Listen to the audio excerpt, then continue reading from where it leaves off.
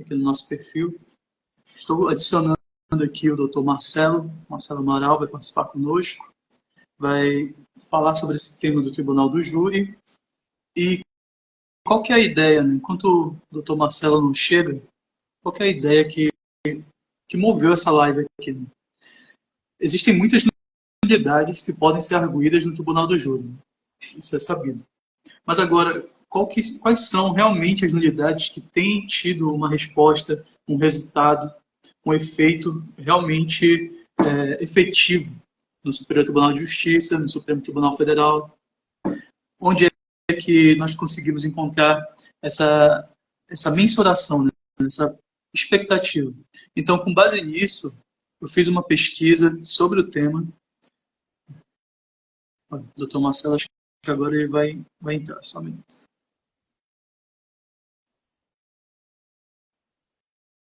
Acho que agora vai, né?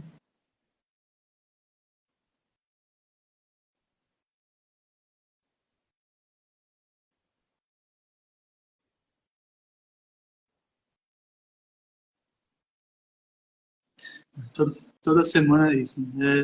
É um pouco difícil essa questão de colocar os convidados, né? Mas a gente vai aprendendo, vai dando certo.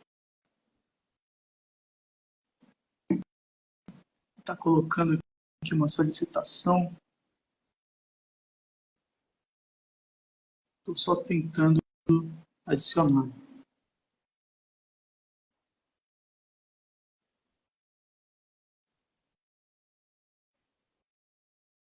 Vou convidar de novo.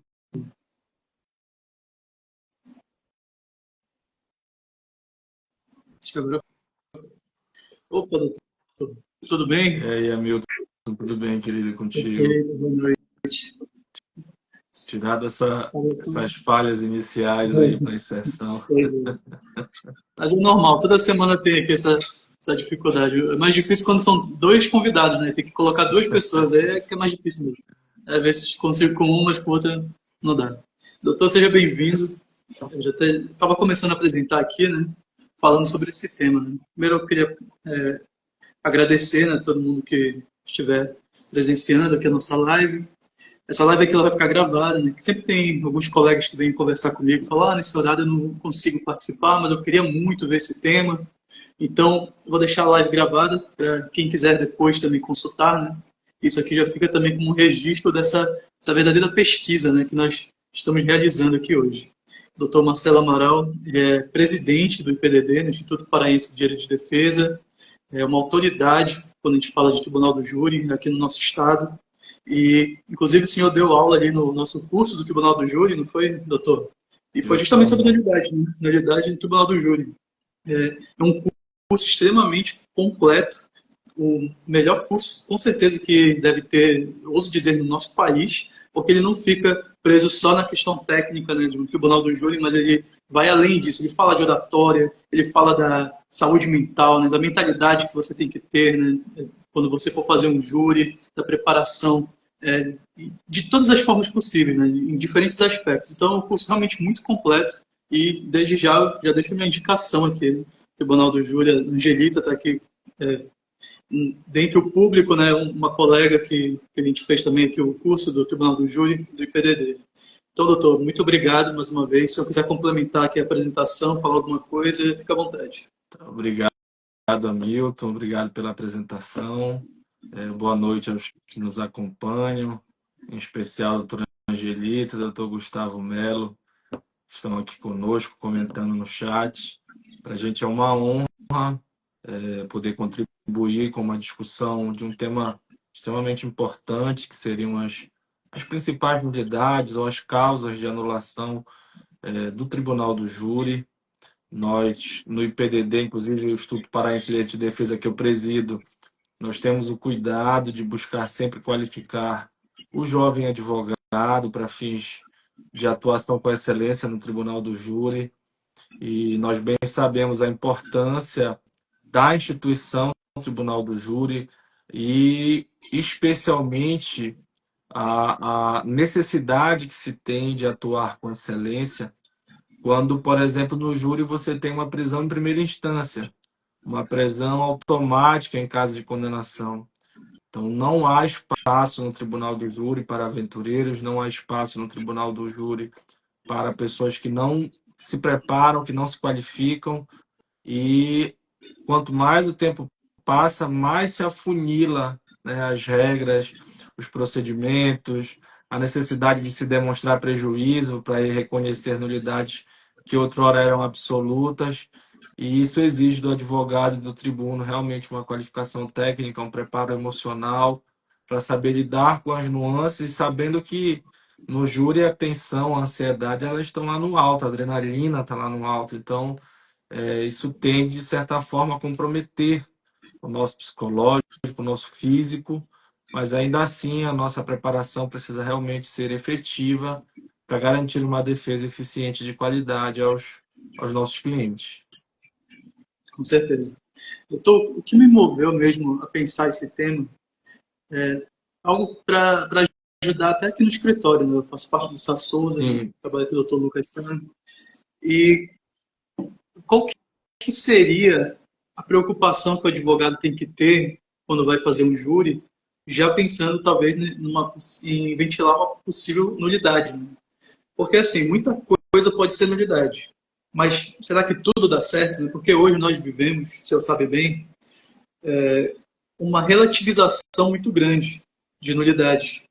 Então hoje sempre tem aquela questão de tem que ter a tempestividade e tem que ter a comprovação do prejuízo, né? Ou seja, tem que ser uma alegação na hora e também tem que ser demonstrado que realmente houve um efetivo prejuízo.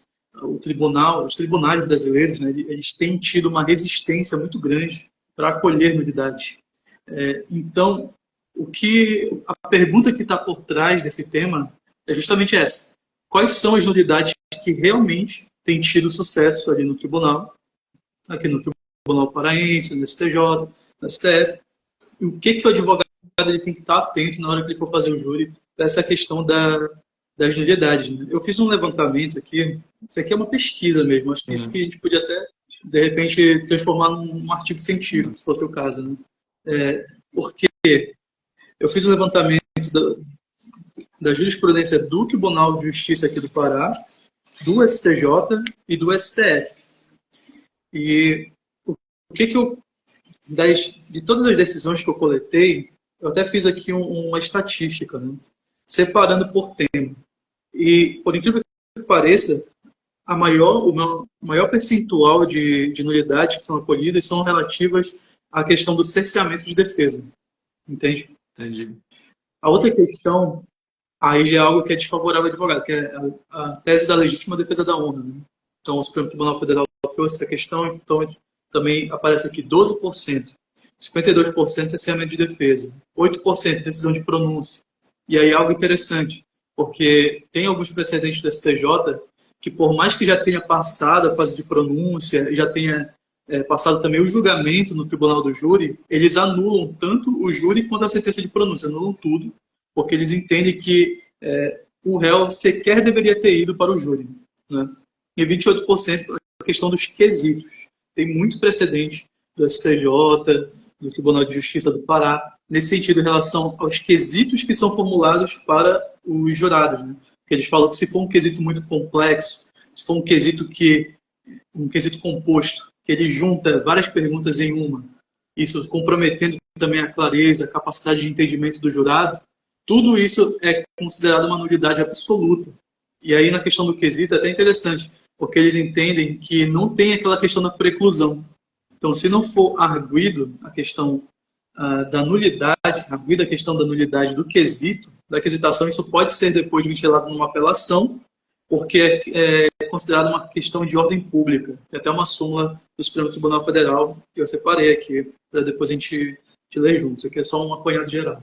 Mas, assim, do seu ponto de vista, da sua experiência, né, como tribuno, como advogado que está militando todos os dias ali no Tribunal do Júri, eu tive esse interesse de ouvir o seu lado, né? O que o senhor vê da prática do dia a dia, o que da sua parte o senhor entende que seriam nulidades interessantes, que são nulidades que têm tido uma chance de sucesso? Bom, Hamilton, a gente tentando tratar as nulidades a partir da ocorrência do julgamento pelo tribunal do júri, ou seja, aquelas havidas na sessão de julgamento, na sessão plenária, a primeira, falar sobre quesitação, né? Há uma resistência ainda por parte de alguns membros da magistratura de proceder à quesitação, por vezes de maneira fracionada, ou fazê-la de forma composta, de acordo com as teses sustentadas pela defesa em plenário. Vou te dar um exemplo. Quando a defesa sustenta o homicídio privilegiado, você tem, dentro do homicídio privilegiado, duas, três hipóteses da ocorrência do privilégio. E essas hipóteses, em regra, devem ser quesitadas de forma distinta. Tanto tem um valor, a questão do relevante valor social, tem a questão do relevante valor moral. Se a defesa sustenta dois motivos ou duas situações de valoração distintas, o magistrado assim eu deveria arguir ao conselho de sentença. Porque o conselho pode opinar por uma ou por outra, ou pode reconhecer o privilégio com base em uma, ou pode conhecer com base em outra.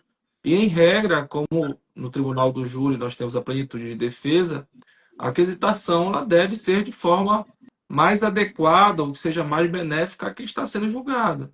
Então, essa realmente é uma hipótese de anulação. Por exemplo, a ausência de quesito obrigatório.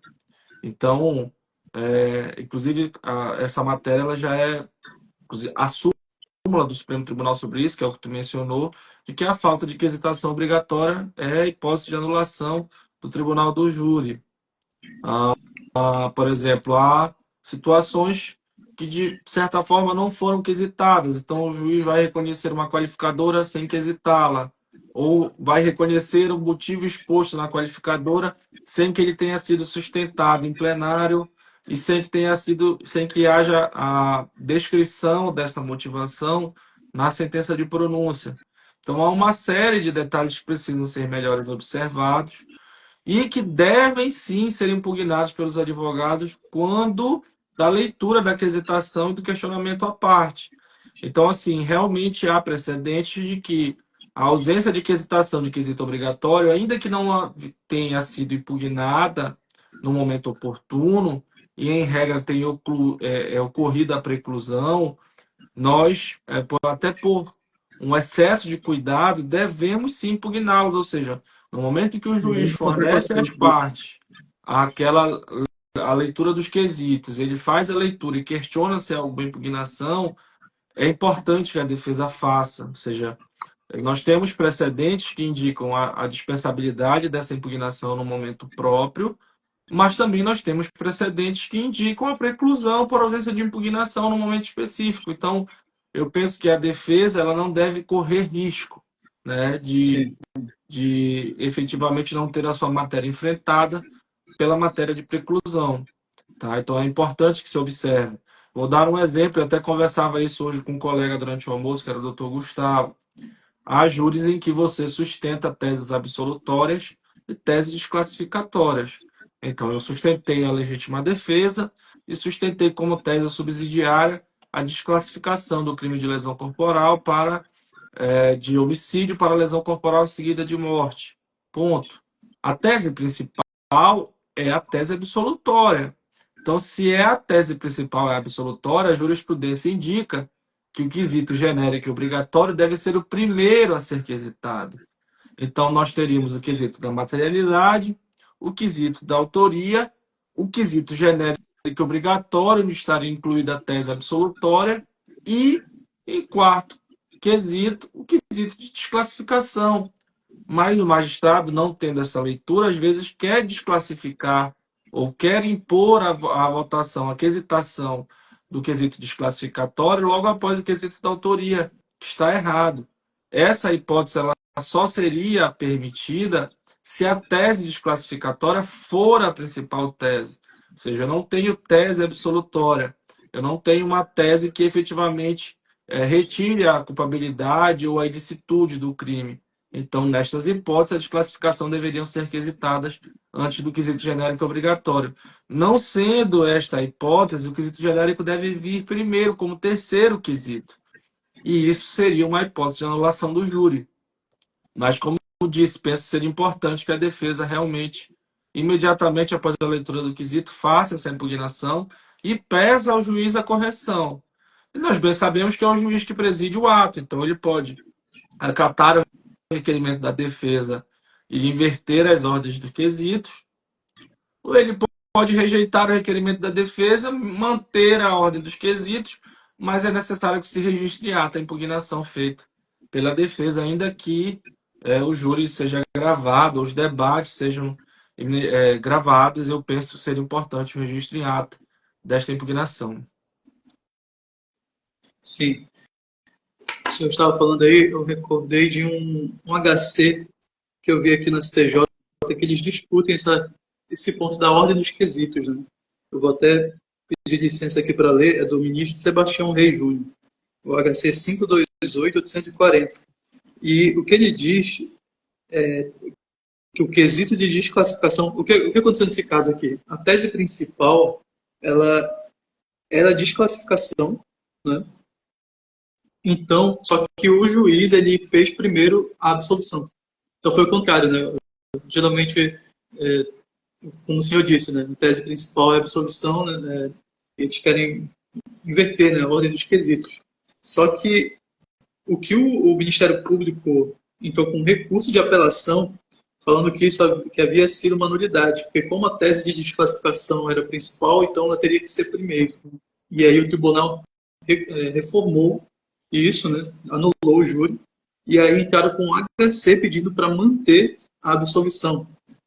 E o entendimento do Sebastião Reis foi nesse sentido. Foi por quê? Porque ele falou o seguinte, ó, salvo nos casos em que a defesa apresenta outras teses, sendo a desclassificatória subsidiária ao pleito absolutório, a jurisprudência dessa corte entende, né, pela submissão do quesito desclassificatório após o absolutório. É possível o magistrado formular o referido quesito antes ou depois, inexistindo nulidade em tal procedimento. No caso, o procedimento adotado pelo juiz com a formulação do quesito desclassificatório após o absolutório genérico, mesmo que inexistindo tese defensiva, pugnando pela absolvição, melhor atender ao princípio da ampla defesa. Então, isso aqui é um precedente interessante, né? É claro que o precedente sempre é aquela coisa, como o senhor disse, né? A defesa não pode contar que vai ser aplicado esse mesmo entendimento. Às vezes é questão de sorte também. Às vezes não cai, como o Sebastião Reis, cai numa quinta turma, que tem um entendimento um pouco mais conservador, né? Então, mas para ser evocado isso aqui como um precedente, porque mesmo quando a tese da desclassificação não era uma tese subsidiária, mas era a tese principal, e ele foi absolvido, né? O quesito absolutório veio primeiro, isso aqui privilegiou. Então, é aquela interpretação mais favorável à ampla defesa. Então, isso acabou sendo mais benéfico para o acusado, e desse modo ele foi mantida a absolvição, foi reformado, né, no HC para ser mantida a absolvição dele. E outra coisa que o senhor falou, da questão da correlação, né? A acusação veio desde a denúncia, desde a sentença de pronúncia, falando uma coisa. E quando chegou nos quesitos, modificaram. Olha aqui, esse caso aqui é o HC 533-343, relatora ministra Laurita Vaz, até se aposentou, né, na sexta turma, mas era uma grande ministra. O que ela disse? O paciente ele tinha sido apontado na denúncia e na pronúncia como autor do fato. Então foi ele que praticou o homicídio. Os jurados responderam não para a pergunta sobre a sua autoria. Então, olha que eles tentaram driblar isso, né? Tentaram driblar formulando quesitos no sentido que, na verdade, ele não era o autor. Ele era um partícipe, ele era um coautor, ele era alguém que ajudou alguém no homicídio. E o que a ministra entendeu? Viola o princípio da correlação entre a denúncia, a pronúncia e a sentença, ofendendo a garantia do contraditório da ampla defesa, pois a defesa se manifestou imediatamente, aqui foi tempestiva, na ata de julgamento, quanto à ilegalidade dos referidos quesitos. Então, essa questão dos quesitos ela é bem interessante. Né? Eu não vejo muita gente falando assim, da quesitação, mas eu vejo que tem muito júri que acaba sendo anulado com base nisso. Né? Queres um exemplo clássico disso, Hamilton? Eu fiz um júri recente na comarca de Ananindeua, e era uma acusação de feminicídio, duplo feminicídio tentado e um homicídio consumado. E aí, durante a peroração do promotor, ele sustentou como a qualificadora do motivo o fato de o réu não ter motivo para matar a vítima. Então, ele chegou a dizer assim, olha, ele matou alguém que não devia nada para ele matou alguém que ajudou ele. Ele não tinha motivo para matar a vítima e mesmo assim matou. Então aqui há a qualificadora do motivo, né, que salvo engano era um motivo fútil, o fato dele não ter motivo para matar a vítima. E aí, quando dá quesitação, a magistrada, salvo engano, ela entendeu que não deveria ser quesitado, porque a ausência de motivo não implica na sua futilidade. A Sim. jurisprudência é remansosa, pacífica sobre esse tema. E eu pedi a palavra e ponderei que o posicionamento da magistrada estava correto, porque ao início na jurisprudência indica que a ausência de motivo não pode ser tido como hábil a qualificá-lo, né? A torná-lo como uma qualificadora. E aí o Ministério Público tentou contornar, disse que na verdade demonstrou que na sua fala a fundamentação do motivo seria outra, e etc. O réu acabou sendo condenado e eu vou usar isso como preliminar, porque, a bem da verdade, aquilo que constou na ata ou no termo de quesitação foram fundamentos distintos daqueles que foram omissos na pronúncia e que foram sustentados de forma distinta em plenário. E aí nós vamos aguardar para ver qual vai ser o posicionamento do Tribunal de Justiça do Pará nesse sentido, mas eu fiz constar minha impugnação em ata, fiz constar os fundamentos pelos quais eu entendi que não devia ser requisitado, porque o fundamento que o Ministério Público utilizou no plenário não era suficiente para o seu enquadramento enquanto motivo hábil a qualificar o crime. E agora nós vamos depender do tribunal para analisar e deliberar sobre essa questão. Mas foi um caso concreto de motivação ou de quesitação que nós efetivamente impugnamos os motivos utilizados. Boa noite, doutora Fabiana, prazer tê-la aqui. O nosso amigo de Portugal que está acompanhando aí de igual forma, satisfação tê-lo aqui. Muito obrigado. Pessoal, se vocês tiverem alguma dúvida, fiquem à vontade para mandarem aqui também, que nós vamos interagindo aqui, né? Vamos responder. Isso aqui é um bate-papo, né? Que a gente, também o público, né, doutor? Mas voltando aqui à questão das nulidades, eu queria chamar a atenção para um ponto interessante, porque realmente toda vez que a gente fala de deficiência de defesa técnica, né, isso é um ponto que em outras áreas, outros temas, eu vejo que é muito difícil de prevalecer, de realmente prosperar a questão da deficiência técnica. Né? E isso é uma coisa que o senhor sabe como é que é. Muitas vezes nós assumimos causas e o processo já está na apelação. O processo já está em recurso especial, recurso extraordinário. E aí a gente vê que teve nulidades anteriormente, só que o colega não arguiu, né? não foram alegadas, não foram trazidas, então teve preclusão. Podia ter sido falado alguma coisa que acabou não sendo falado, que poderia ter mudado o rumo do processo. E aí a gente sempre pensa, né? Pô, teve aqui uma questão de deficiência de defesa. Só que isso não tem sido entendido realmente como algo preponderante, né, para anular um processo. No tribunal do júri, eu fiquei até surpreso que eu vi bastante coisa no sentido de cerceamento de defesa nesse sentido. No sentido de atuação, por exemplo, de um defensor dativo, defensoria pública, e no momento do tribunal do júri não ter tido uma qualidade tão grande. Por exemplo, uns que eu separei aqui. Teve um que, na verdade, não foi nem um exercício não foi tão efetivo da defensoria, mas foi uma questão que a defensoria foi intimada com 22 horas antes da sessão para tomar conhecimento dos autos. Então, eles entenderam que não era razoável, né, um tempo tão exíguo, que ela fosse exercida em paridade de armas, na medida que o Ministério Público sempre acompanhou o feito desde o início.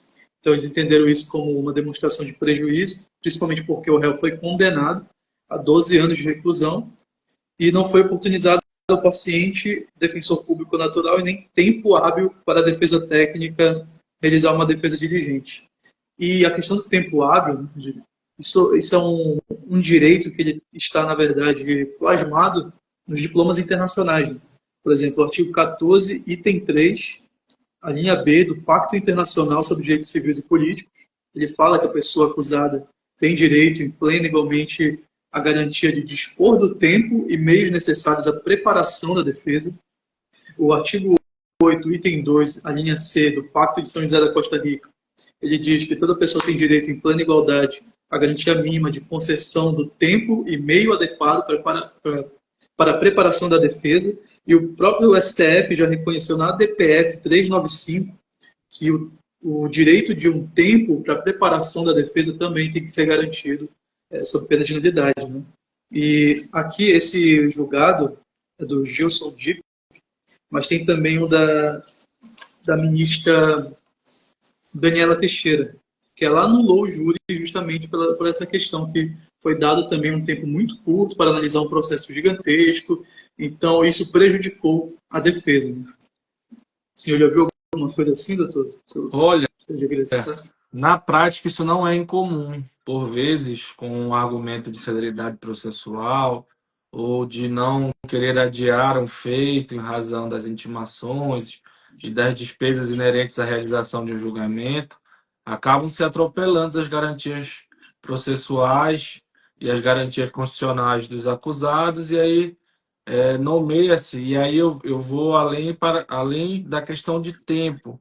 Às vezes nomeia-se colegas, advogados, ou nomeia-se a Defensoria Pública sem dar a plena condição de estudar o processo e de defender em plenário com a técnica necessária para garantir a paridade de armas. Então, vejam, há casos de juízes que destituem a defesa do acusado e nomeiam a contrassenso da vontade do réu a Defensoria Pública ou o defensor dativo. Não pode, o réu tem o direito de escolher. Sim. Há situações de, por motivos alheios, a defesa não pudesse fazer presente e o juiz nomear defensor dativo que não conhece os autos, que não teve tempo para estudá-lo, como forma de substituição daquele defensor que não pôde estar presente. E aí eu penso também ser uma hipótese de cerceamento do direito de defesa e de anulação. Particularmente, eu nunca atuei e não tenho nenhum processo dessa natureza. Mas em pesquisas já encontrei, por exemplo, os casos em que a acusação falou por 1 hora e a defesa constituída do réu falou por 9 minutos. Há uma desproporção muito grande entre o tempo. Logicamente que não falar muito não significa defender com qualidade, Sim. mas falar tão pouco representa, no mínimo, uma deficiência de argumento ou de conhecimento das provas constantes no caderno processual. E aí há decisões que indicam que a simples desproporção entre o tempo de fala da defesa e da acusação não é fator suficiente a indicar a ausência de defesa ou a deficiência de defesa a ponto de causar prejuízo, né? Mas penso eu ser uma matéria que deve ser uma matéria a ser trabalhada em sede de preliminar e nos recursos, porque entendo que realmente a ausência de uma argumentação válida e de uma exploração das provas encartadas nos autos por um tempo tão mínimo, que por vezes é utilizado pelos advogados ou pelos defensores públicos, eles devem ser explorados sim como uma defesa deficiente. E a simples condenação, a meu ver, já seria uma prova do prejuízo causado ao acusado, ainda que ele tenha anuído de forma tácita ou expressa a atuação daquele defensor dativo nomeado para o ato. Sim, com certeza. E eu acho que é interessante também, né, doutor? O fato de ser um direito que, tudo bem, a gente não tem previsão aqui na nossa lei, mas a gente tem previsão em tratado internacional. E por que isso é interessante? Porque a gente sempre tem que estar pensando no processo lá para frente também, não é? E imagina que a apelação não logrou êxito, o Tribunal de Justiça manteve. Então a gente tem que levar isso para o STJ. A gente vai entrar com o HC, com certeza, mas vai ter que entrar também com o recurso especial. E aí no recurso especial o senhor sabe como é que é a questão do conhecimento, né? A questão da súmula 7. São vários obstáculos para eles julgarem, para eles analisarem o que está sendo discutido ali. E no recurso especial, um dos pontos de cabimento é justamente esse, violação à legislação federal e violação ao tratado internacional. Então, isso aqui já seria uma violação ao tratado internacional referente ao Pacto de São José da Costa Rica e o Pacto de Direito Civil. também, né? Esses dois artigos que eu comentei agora há pouco.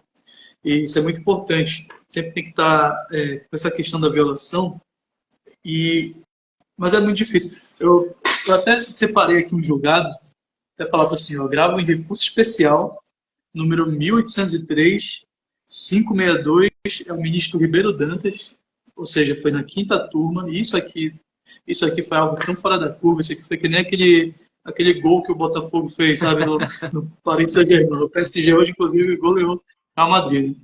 Mas isso aqui foi algo fora da curva. Esse julgado, por quê? Porque o Ribeiro Dantas, ele passou por cima da súmula 7 e ele rejugou o caso. Basicamente foi isso. Porque ele falou o seguinte, se o acórdão do Tribunal de Justiça, ele trouxe uma descrição de todas as provas que foram debatidas ali no júri. Se consta no acórdão, então isso não é exame de fato. Isso aí é revalidação. O que eu não posso é analisar o que está fora do acórdão. Se eu for precisar analisar algo dentro do processo, pegar ali a denúncia, pegar CD, mídia, alegação final, não, tudo, aí eu estou reexaminando. Mas como eu estou preso aqui no acórdão, então eu consigo analisar tudo que foi discutido. Então ele saiu por esse argumento. Então se esse é o mecanismo, o modo de raciocínio, né, que ele está utilizando, então acho que a gente pode utilizar também. Então, sempre analisando ali o acórdão, verificando as provas que estão sendo discutidas e, se não forem discutidas, entrar com embargo de declaração, pedindo que o outro tribunal se manifeste, sempre para a gente conseguir pré-questionar e ter um resultado depois no recurso especial. E aqui ele anulou o júri num agravo em recurso especial, passando por cima da súmula 7, porque ele entendeu que seria caso de uma decisão manifestamente contrária à prova nos autos. Ele analisou todas as provas e ele concluiu que realmente não teria ali nenhuma evidência da prática de um artigo de um crime de homicídio, né, um crime contra a vida. Então ele anulou o júri e isso foi conseguido aqui nesse agravo. Eu vou até repetir aqui o julgado, caso o pessoal queira pesquisar depois, né, eu posso mandar também, pode entrar em contato. É o 1803-562 do Ceará. E na questão do... Tem um outro recurso especial que eu separei aqui, foi dessa questão do quesitos. Né? O senhor recorda qual que é o artigo que fala sobre essa questão dos quesitos? Acho que é 492, talvez. Acho que é 493. Mas o STJ também foi por essa questão, pela questão da violação a esse artigo. 461, está aqui. Então, agravo regimental no recurso especial, e eles viram que houve ali uma violação ao 461. Isso aqui isso que é outra questão que eu também ia falar com o senhor, sobre a questão da testemunha arrolada com cláusula de imprescindibilidade. Né? Porque uma testemunha foi arrolada sob essas condições, e o artigo 461 do CPP, ele diz que se a testemunha foi arrolada em cláusula de imprescindibilidade, então ela precisa ser ouvida em juízo. Né? Se ela não for ouvida em juízo, aí tem um procedimento que é descrito. Sim. Tem condição coercitiva. Então, se ela não comparecer, então o júri teria que ser adiado. Nesse caso aqui não foi o que aconteceu. E aí chegou no Superior Tribunal de Justiça e isso implicou na nulidade. O senhor já viu alguma coisa assim, doutor? Olha, eu tenho, na verdade, acompanhado alguns julgamentos e tenho visto cada vez mais a relativização dessa cláusula de imprescindibilidade. Então, por exemplo, nos modelos que nós fazemos do artigo 422, né, que é aquela fase que antecede o plenário, a imprescindibilidade geralmente ela está lá negritada e sublinhada, que é para que o advogado não esqueça de realmente enrolar suas testemunhas sobre essa cláusula. Mas, por exemplo, nos casos de júri desaforado, que as testemunhas são de comarcas distintas de onde o julgamento vai ocorrer, tem entendimento dizendo que a ausência de testemunha não implicaria anulação do julgamento, dada a incapacidade territorial de comparecimento e etc. Nós já vimos aqui no nosso estado, inclusive, um julgamento em que autoridades foram arroladas, o doutor Lucas, inclusive, estava nesse júri, que elas não compareceram em que pese intimadas. E a defesa pugnou, então, pelo adiamento do julgamento em decorrência da ausência dessas testemunhas, e elas não foram e o magistrado manteve a sessão. Para mim, isso seria um caso interessantíssimo, só que os réus acabaram sendo absolvidos e aí não, inclusive a pedido do Ministério Público, aí não houve recurso das partes. Mas eu gostaria de ver como o nosso tribunal se manifestaria diante, né, dessa ausência da presença ou do depoimento de testemunhas que foram arroladas sobre essa cláusula, que foram intimadas e que deixaram de comparecer à sessão de julgamento. De toda forma, como eu disse, né, o juiz preside, nós fazemos os requerimentos e quem vai deliberar pelo prosseguimento ou não é o magistrado. Então, eu penso que, havendo a ausência dessa testemunha, novamente, deve-se registrar em ato a impugnação, registrar em ato o motivo da ocorrência de nulidade. Então, vejo, às vezes a defesa indica o endereço da testemunha e a certidão ela é juntada às vésperas do processo, indicando que a testemunha não foi localizada no endereço indicado. Ou seja, a defesa não teve oportunidade de se manifestar sobre essa ausência de localização da testemunha ou não nos foi oportunizado a oferecimento de novo endereço. Isso é uma causa de nulidade, que, a meu ver, deve ser suscitada, inclusive, até antes da abertura da sessão, depois de lido o pregão, porque é uma nulidade que teria ocorrido depois da pronúncia, mas antes da sessão de julgamento. Então, arrolou testemunha com cláusula de imprescindibilidade, a certidão foi juntada às vésperas, às vezes é juntada no dia do julgamento, de que ela não foi encontrada, e a defesa do réu não teve a oportunidade de efetivamente oferecer um novo endereço ou qualquer outro meio que pudesse proceder à intimação dela, penso que é caso de registro em ata da referida impugnação e de adiamento da sessão por ausência da testemunha. Excelente. Esse caso aí que o senhor comentou, não foi nem necessário, né? Que você absolveram, né? Absolveram, né? Normal. Agora, um ponto que eu queria falar contigo, Antônio, que Hamilton, perdão. Inclusive, eu tenho um júri anulado por essa razão. Eu acho que talvez Sim, fosse um dos pontos que tu tocarias dentro dos assuntos, mas eu acho importante porque a gente já está quase 40 e poucos minutos de live. sim, sim. Seria a questão da referência ao direito ao silêncio do acusado no plenário do júri, né? Isso, para mim, é um tema bastante polêmico, porque há uma vedação legal de fazer menção ao direito ao silêncio em prejuízo do réu, mas a jurisprudência ela vem trazendo o entendimento de que a simples menção, sem utilizar aquilo em prejuízo do réu, não seria a hipótese de anulação.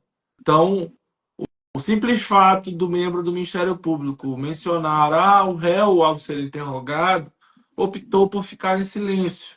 Não seria hipótese de anulação.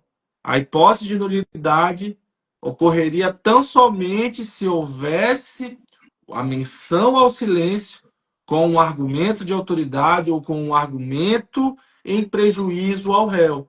E nós tivemos um júri lá na comarca de Ananindeua, onde quem representava o Ministério Público, durante a primeira fala da acusação, disse assim: olha, o réu disse que ele é inocente, mas ele ficou em silêncio em plenário. E, excelências, quem é inocente brada, quem é inocente grita. Ou seja, a nosso ver, sim, além de haver menção ao direito ao silêncio, ele foi feito de forma a mostrar para o jurado que aquele silêncio era incomum para os inocentes, que ele era incomum para quem se julgava inocente das acusações ali formuladas. E eu fiz questão de impugnar isso no momento que foi falado, de que o direito ao silêncio do réu estava sendo mencionado de forma prejudicial, de forma a mostrar para o conselho de sentença de que ele não era inocente, de forma até a relativizar o princípio da presunção de inocência e de que o silêncio não deve acarretar prejuízo ao acusado. A juíza registrou minha impugnação, mas não dissolveu o conselho de sentença, porque entendeu que era uma simples menção. O réu foi condenado e o Tribunal de Justiça, acompanhando inclusive o parecer da Procuradoria de Justiça, ele então anulou o julgamento e determinou que o réu fosse submetido novamente a julgamento pelo Tribunal do Júri, pois entendeu que esta fala, da maneira em que foi feita, ainda que de uma maneira indireta, né, de uma fala de uma forma figurativa, mas ela foi sim no sentido de que o silêncio não importava numa análise para quem era inocente. Então, por que eu digo isso, Hamilton? Que é importante que nós estejamos atentos em plenário, é por isso que o advogado precisa estar focado durante o julgamento, para fazer essas impugnações. Em regra, se esse júri não fosse anulado pela menção ao silêncio, nós não conseguiríamos que ele fosse submetido a novo julgamento, porque não houve decisão manifestamente contrária à prova dos autos. Nós tínhamos a tese da defesa, tinha a tese de acusação, e o conselho de sentença, por maioria, aderiu a uma delas. Então, nós tínhamos provas tanto para absolver quanto para condenar. Mais uma questão de direito, uma menção a um dispositivo não permitido em plenário, fez com que o julgamento fosse anulado e ele tivesse uma segunda chance de efetivamente ter a sua inocência reconhecida pelo Conselho de Sentença. E aí, depois da live, eu devo disponibilizar no meu stories o número desse julgado aqui do tribunal, para caso os colegas queiram efetivamente utilizá-lo como precedente em situações semelhantes. Perfeito, doutor. Eu até encontrei um precedente, só tem um erro aqui na hora que eu fui imprimir no número dele. Eu não sei se é esse. Foi uma desembargadora Foi. que acolheu? Talvez seja esse. O direito ao silêncio, em diversos momentos o representante do parquet demonstrou e fez menção, né, negativamente. Eu acredito que seja até esse que eu tenho puxado pelo próprio sistema do Tribunal de Justiça. Agora, uma coisa, isso aí eu não achei nenhum precedente, mas é uma coisa que eu sempre penso na questão do direito ao silêncio parcial. Né? A gente pode até debater aqui se seria uma nulidade com potencial para ser acolhida, que é quando o réu fala, o advogado chega e fala: olha, o réu vai responder apenas as perguntas do advogado. Ou seja, eu vou fazer uso do direito ao silêncio parcial. E o promotor de justiça, mesmo assim, fala: não, mas eu vou fazer minhas perguntas. Se ele quiser ficar em silêncio, ele fala que ele vai ficar em silêncio. Ou seja, ele continua fazendo as perguntas. Né? Quando o correto seria justamente evitar, né, que ele fizesse as perguntas, compelindo o réu, né, estimulando ele a responder em juízo. Nesse caso, o senhor entende, por mais que o réu continue falando que prefere ficar em silêncio, o senhor entende que isso também estimularia ali uma violação ao direito ao silêncio, ou se ele acabasse respondendo por conta dessa atitude mais incisiva do promotor de justiça? Hamilton, eu vou te explicar o meu posicionamento a este respeito. Para mim, o réu ele sempre deve responder a todas as perguntas. Essa é a metodologia que eu uso. Tá? Então, se o meu cliente, ainda que emocionalmente comprometido, ele tem condições de responder a todos, eu prefiro que assim seja. Tá? Mas isso é uma análise que a gente faz individual a cada processo, a cada réu que nós defendemos. Mas essa é a minha metodologia. O réu tem capacidade psicológica de responder de forma serena, tranquila, de apresentar seu álibi, a sua versão defensiva, então ele deve responder a todos. Se ele não tem, ele vai responder somente à defesa, à defesa e ao conselho de sentença, que eu sempre procuro não suprimir o direito de perguntar daqueles que efetivamente vão julgar o réu no plenário do júri. Então, essa é a metodologia que eu utilizo. Mas suponhamos que eu decidi que o réu deva responder apenas as minhas perguntas. É um direito que lhe assiste. O silêncio parcial está pacificado na jurisprudência. É direito do réu escolher quais e a quem ele quer responder. Se é feita uma crítica a isso, ou seja, se é feita referência ao silêncio parcial de uma forma não apenas discordando do entendimento jurisprudencial, mas fazendo referência, mais uma vez, em prejuízo do réu, penso que seria caso de nulidade. E eu vou além.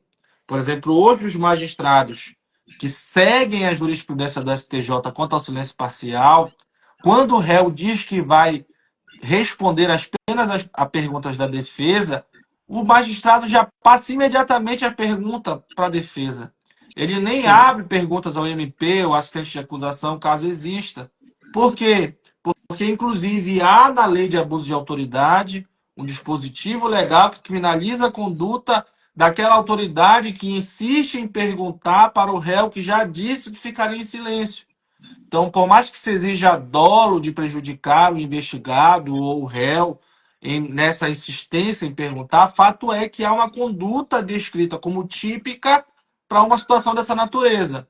Então, quando acontece comigo de o réu dizer que vai ficar em silêncio parcial e o promotor no júri querer consignar as perguntas ou querer fazer as perguntas para que o réu, a cada uma delas, diga se vai ficar em silêncio ou se vai responder, eu então peço a palavra para suscitar uma questão de ordem, peço que seja indeferida esta forma de consignação das perguntas, digo que há sim ali uma violação ao direito dele ao silêncio parcial e de que essa insistência em perguntar, na verdade, é para, de uma forma indireta, demonstrar que o silêncio dele está sendo utilizado em seu prejuízo.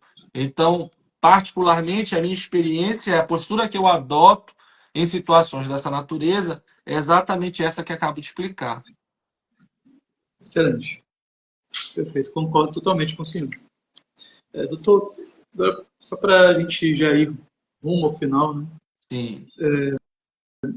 Passou rápido o tempo, né? Boa noite. Tem como falar disso em uma hora, né? Muito difícil. Eu nem cheguei a me aprofundar no do STF, que é a questão da legítima defesa da honra. Eu vou citar bem rápido aqui. É um cuidado que o advogado tem que ter, né, com a tese da legítima defesa da honra. Porque o pleno, ele entendeu... Deixa eu ver se eu só pego aqui o trecho. Felipe Bezerra, prazer tê-lo aqui. Doutor Felipe, a gente fez convênio junto, um colega de muito tempo, né? Um grande cara. Olha o que o STF fala. Isso aqui é a ADPF 779. Diante da impossibilidade de o acusado beneficiar-se da própria torpeza, fica vedado o reconhecimento da nulidade referida no item anterior, na hipótese de a defesa ter se utilizado da tese da legítima defesa da honra com essa finalidade. Então, o que o STF falou aqui? Falou, olha, a legítima defesa da honra anula júri, mas ele anula só se ele for absolvido, tá bom? Se ele for condenado, a defesa não pode querer depois discutir que já foi debatido ali no júri uma legítima defesa da honra para tentar reverter a condenação. Então, até para evitar, né, talvez, se alguns advogados depois tenham esse pensamento, né, não que seja uma intenção deles, né, porque aqui o STF partiu do pressuposto de que é da má-fé, né, entendeu? Beneficiar-se da própria torpeza, né? Então eles já concluíram que foi uma estratégia de má-fé. Mas, se o advogado pensar, será que vale a pena falar disso no recurso de apelação, já que ele foi condenado e não tem mais o que discutir, já que o próprio STF está falando que debater isso aqui no Tribunal do Júri anularia, então o STF mesmo já respondeu também, não, isso aqui só vai valer se for para condenar, né? Então é isso que a gente tem que ter muito cuidado. Outra questão é um precedente que saiu um tempo atrás sobre a questão da clemência, né? Que é um raciocínio parecido. Se a defesa, inclusive isso foi do ministro Sebastião Reis, né, que eu vi, né? Ele falou que se não foi tese da defesa levantada a clemência e ele foi absolvido com base na clemência, então isso viola as provas nos autos. Só que eu acho que isso viola, na verdade, a íntima convicção do jurado, né? O jurado ele não tem que fundamentar aquilo que ele entende para decidir pela absolvição. E o STF ele já falou também, decidiu sobre a questão da clemência e o que eles entenderam. Inclusive, isso aqui são coisas que realmente deixam a gente um pouco indignado. No recurso extraordinário foi debatido a questão de legislação infraconstitucional. O STF analisou a aplicação do artigo 483, parágrafo 2º do Código de Processo Penal.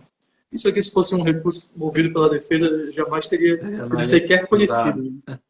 Mas era um recurso, um agravo interposto pelo Ministério Público. E o que eles estavam falando era justamente isso, a questão da clemência ter sido utilizada para absolvição.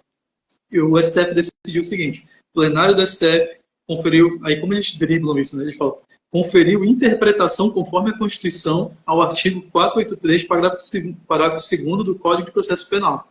É assim que a gente tem que fazer nosso recurso extraordinário agora. Então, não é que eu estou falando de legislação infraconstitucional, é uma interpretação conforme a Constituição disso aqui. E aí ele falou o seguinte, não fere a soberania dos vereditos do tribunal do júri, provimento de apelação que anule a absolvição fundada em quesito genérico, quando de algum modo ela possa implicar a repristinação da odiosa tese da legítima defesa.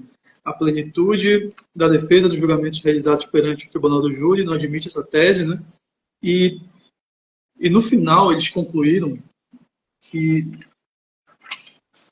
tá aqui, o tribunal somente irá determinar a realização de um novo julgamento se a clemência concedida ao acusado se basear em uma tese apresentada pela defesa que seja incompatível com a Constituição. Se a tese de defesa for baseada em homofobia, racismo ou machismo na legítima defesa da honra, essa análise será feita com base na ata de julgamento, documento que registra as falas das partes e dos advogados. Então, isso aqui é um pouco mais detalhista, né? Não é que eles aboliram a clemência, não é que não existe mais a clemência, mas o STF entendeu. Se a clemência estiver ligada a um desses tópicos, racismo, machismo, legítima defesa da honra, então poderia ser anulado esse júri. Mas, na verdade, eles já tinham decidido isso, né, na legítima defesa da honra. Nem precisaria falar da clemência, né? Então acaba misturando tudo e acho que é até um precedente perigoso, porque induz um pouco ao erro, né, na questão de analisar esse pedido de clemência, que acabou se tornando uma zona muito cinzenta, né? O Fernando mandou aqui uma mensagem. O STF está operando um cerco ao tribunal do júri. Já existem discussões sobre limitar a tese da legítima defesa em operações policiais. Pois é, esse é um ponto, né? Eu entendo que o Supremo Tribunal Federal ele está reduzindo muito o escopo da plenitude de defesa, né? A plenitude de defesa, que antes era descrita como sendo o exercício de um direito que ali no tribunal do júri você não precisa ter tanta preocupação com algumas amarras, né? Ali você pode tudo, até porque o jurado ele absolve com base na íntima convicção. Isso tem sido remodelado, né? Isso tem sido cada vez mais restrito e, com certeza, é algo que enfraquece o tribunal do júri, é algo que enfraquece a defesa e a democracia também. Doutor, para a gente finalizar aqui, eu queria pedir para o senhor suas considerações finais, uma mensagem final aí para o nosso público. Desde já agradeço ao público. Se tiver alguma dica também de material, de jogado, de filme, fica à vontade. Perfeito. Esse comentário do professor Fernando Macedo é bastante pertinente. Eu aproveito também para cumprimentá-lo, dizer da onde tê-lo aqui. Mas me preocupa essa forma do Supremo de limitar o exercício à plenitude de defesa do Tribunal do Júri. Logicamente que a minha opinião pessoal a respeito da legítima defesa da honra, para mim, ela é uma tese patética, né? Eu, particularmente, nunca cogitei utilizá-la nos meus julgamentos. Mas o meu receio é que esta interferência ela siga de uma maneira efetiva e avançando sobre temas ou sobre determinados segmentos que cada vez mais representem realmente o cerceamento, a plenitude de defesa, né? Nós já vimos manifestações públicas de alguns ministros do Supremo sendo assim, manifestamente contrários à instituição do Tribunal do Júri, falando sobre seus retrocessos ou suas opiniões quanto à questão arcaica que envolve a criação do Tribunal do Júri, e isso me preocupa. Do ponto de vista técnico-defensivo, eu sempre costumo fazer o alerta a todos os colegas que realmente se qualifiquem e busquem atuar no Tribunal do Júri de uma forma segura. A atuação do Tribunal do Júri para o criminalista, especialmente, é uma das maiores vitrines que ele pode ter na sua vida profissional. Eu digo isso porque o Tribunal do Júri, quando bem realizado, quando bem feito, ele é inclusive um meio de se impor respeito às autoridades que compõem o sistema de justiça. E eu digo isso assim, não que no júri vai haver puxa-saquismo ou assim, questões melosas envolvendo a defesa e a magistratura, ou a defesa e o Ministério Público, mas quanto maior qualificação técnica, melhor a atuação do advogado no plenário, maior é o respeito adquirido das autoridades, e isso, de certa forma, quanto maior o respeito que nós temos, maior é a credibilidade, até mesmo do conselho de sentença, quando dá análise das teses ali apresentadas. Então, se eu pudesse me despedir dessa live hoje, estimulando aos advogados, aos colegas advogados, que estudem. Para tu teres ideia, Milton, eu adoro assistir júri. Então, quando há júris certa repercussão, ou quando há júris polêmicos ou de teses importantes, eu assisto presencialmente no fórum, ou eu assisto pelas transmissões do tribunal, porque a gente aprende a cada júri, a cada argumento, a cada decisão, a cada, às vezes até alguns contos ou até menções bibliográficas dos advogados ou dos promotores em plenário, e a gente, de certa forma, vai aumentando ali o nosso arcabouço de atuação, de se reinventar no tribunal do júri, de capacidade argumentativa. Então, eu realmente queria finalizar essa nossa participação aqui na live recomendando aos colegas que estudem, que se debrucem, que discutam, que participem de momentos como esse, de debate, de análise jurisprudencial, porque certamente é o que nos dará uma qualificação cada vez melhor para nos tornarmos referência no tema Tribunal do Júri. Excelente. Então, muito obrigado mais uma vez. Para quem não me conhecia ainda, eu estou fazendo toda semana aqui uma live, estou aprendendo bastante, tá bem legal essa experiência aí, espero que vocês estejam curtindo. O Fernando, semana passada a gente estava falando aqui de inteligência artificial, né, na advocacia criminal, tema realmente interessante também, e eu sempre vou deixando salvo aqui no meu perfil, se vocês quiserem ver também, já falei sobre crime tributário, eu falei sobre responsabilidade do empregador, com a doutora Angelita. Então, é isso aí. Então, na próxima semana vai ter outra live, vou continuar fazendo as lives e eu agradeço mais uma vez a presença do Dr. Marcelo, uma autoridade, um advogado da sua envergadura, acho que eleva aqui o patamar, eleva aqui o nível e traz para a gente realmente muita riqueza na discussão. Muito obrigado. Eu que agradeço, meu irmão. Todos tenhamos uma boa noite. Boa noite. Muito obrigado a todos.